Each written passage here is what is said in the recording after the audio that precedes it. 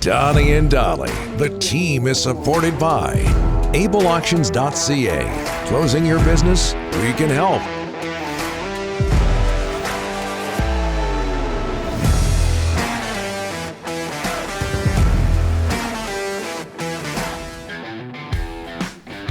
All of our guests today, including Farhan Lalji, standing by in the nation's capital, sponsored by Basant Motors. May Day. It's May Days at Basant Motors. Purchase a vehicle in the month of May.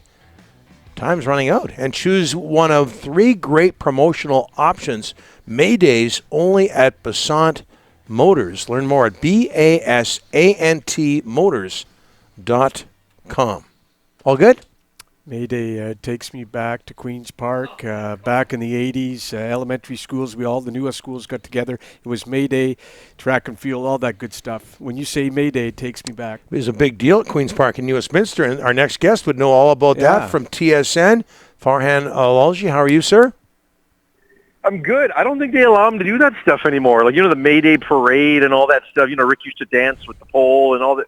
I don't think they allow that anymore. Easy. That wasn't May Day. No, that wasn't May Day. It was pole dancing. Yeah. So, we're not talking about the Hayek parade now, because I think that's still in full effect. But they got rid of the May Day celebrations and the school district doesn't really want to be involved with that stuff. So I think a lot of that is limited now. Yeah, and I think COVID was kind of the exit strategy, so it's disappointing. I thought it was a nice tradition that they had, but in this age of political correctness, everybody can find a reason why something doesn't work anymore, right?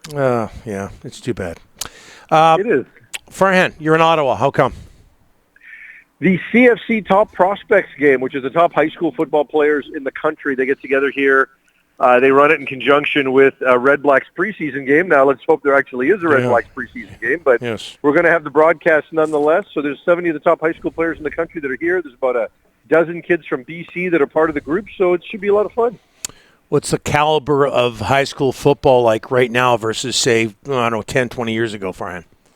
Oh, it's a lot better. I mean, there's just so much more specialization. There's so much more, just additional work that these kids get to do in the strength and conditioning space and off-season training. And, look, it's like this in every sport, right?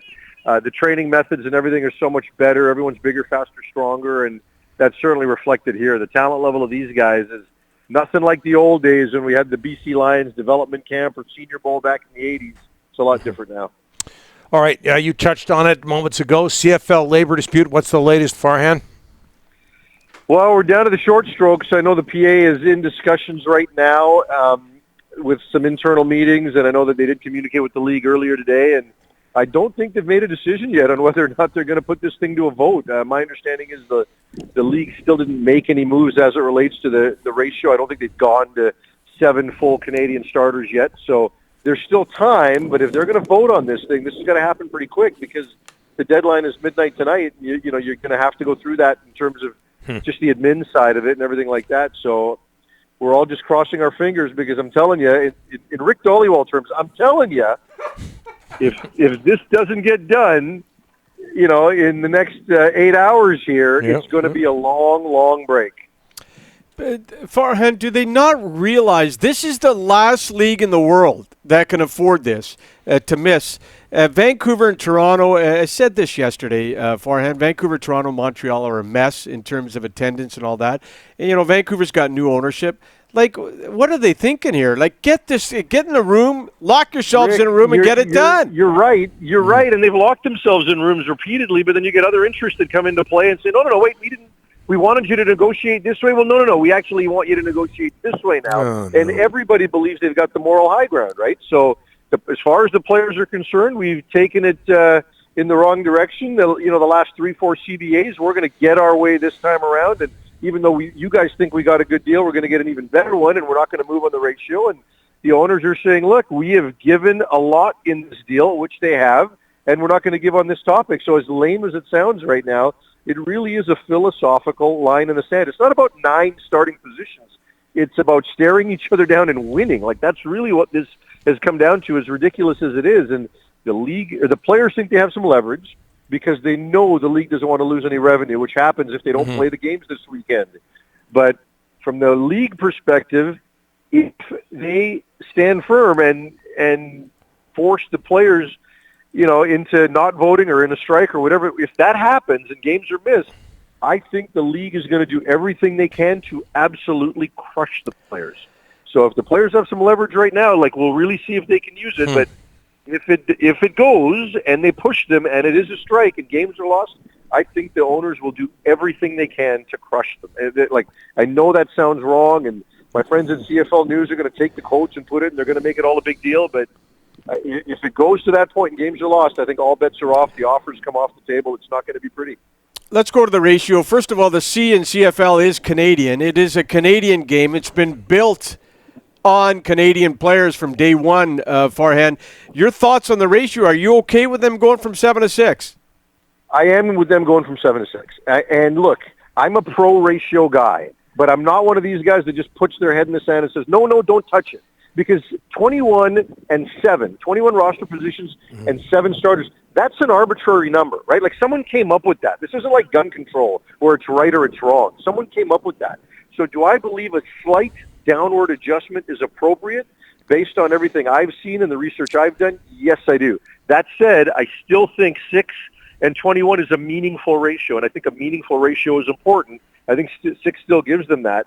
So, a slight tweak down I think is appropriate, but I still want the ratio in a meaningful number, and I think they would still have that.